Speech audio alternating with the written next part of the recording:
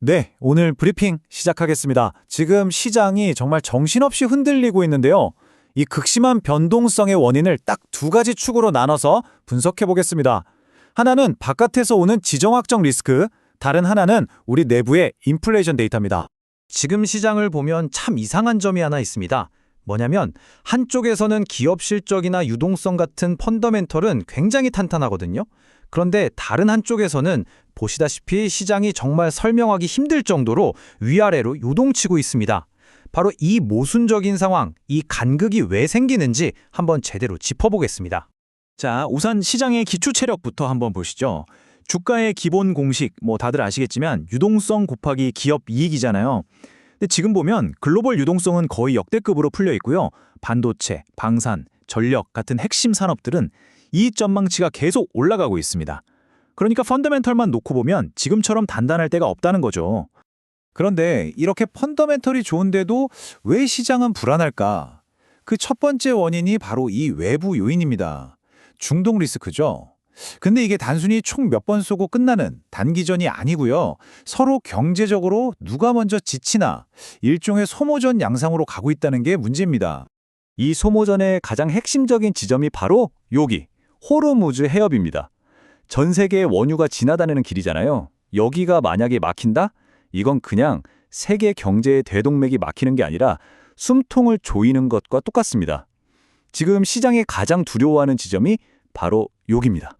그러니까 이란이 가진 진짜 무서운 카드는 미사일 몇 발이 아니라는 겁니다. 바로 유가죠. 호르무즈 해협 막아버릴 수도 있어. 이 말 한마디, 이 위협 하나만으로도 유가는 바로 폭등할 수 있거든요. 그럼 미국이나 동맹국들 경제는 바로 타격을 입는 거죠. 상대방이 경제적으로 지칠 때까지 이 카드를 계속 쥐고 흔들 수 있다는 겁니다.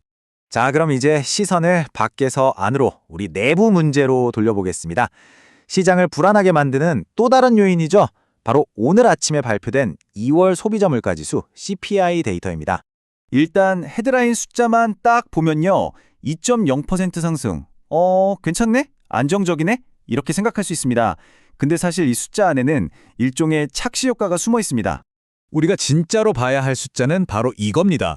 변동성 큰 식료품이랑 에너지를 뺀 근원 CPI. 이게 2.5%가 나왔어요. 오히려 지난달보다 더 올랐습니다.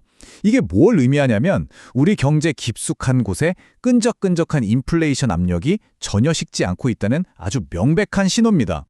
왜 이렇게 숫자가 엇갈리냐? 자세히 뜯어보면 간단합니다.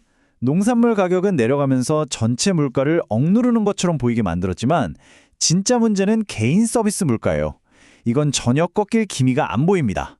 바로 이 끈적한 서비스 물가, 이게 지금 경제 최대 골칫거리입니다. 자, 그럼 이 두 가지 리스크, 그러니까 외부의 중동 문제와 내부의 물가 문제를 종합해서 앞으로 시장이 어떻게 될지 한번 보죠. 가장 궁금한 거, 이 지긋지긋한 변동성이 과연 언제쯤 끝낼 수 있을까요? 결론을 말씀드리기 전에 이거 하나는 명확하게 짚고 넘어가야 합니다. 지금 시장이 대체 뭘 그렇게 무서워하는가? 도대체 어떤 최악의 시나리오를 가격에 반영하려고 이렇게까지 요동치는 걸까요? 시장이 두려워하는 최악의 시나리오는 바로 이겁니다. 일종의 연쇄 반응이죠. 첫째, 중동 전쟁이 길어지면서 유가가 폭등합니다. 둘째, 이 고유가가 괜찮아 보이던 헤드라인 물가까지 다시 끌어올립니다. 그럼 마지막 단계는 결국 중앙은행이 물가를 잡기 위해 다시 금리를 올리는 바로 이 상황입니다. 그렇다면 반대로 이 최악의 시나리오만 피할 수 있다면 시장은 다시 안정을 찾을 수 있다는 얘기가 됩니다. 딱 세 가지 조건이 필요합니다. 중동 분쟁이 지금보다 더 나빠지지만 않고 기업들의 이익이 지금처럼만 잘 나와주고 정부의 유동성 공급이 유지되는 것. 이 조건들만 충족되면 지금의 이 극심한 변동성은 점차 잦아들 겁니다. 하지만 여기서 중요한 점이 하나 있습니다. 시장이 안정을 찾는다고 해서 예전처럼 잔잔한 시장으로 돌아간다는 뜻은 절대 아닙니다.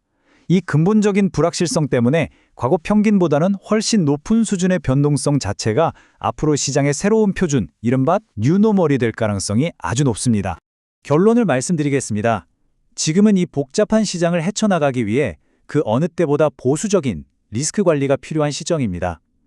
펀더멘털의 힘을 믿으면서도 언제 터질지 모르는 변동성에 대해서는 항상 대비해야 한다는 뜻입니다. 오늘 브리핑은 여기까지입니다.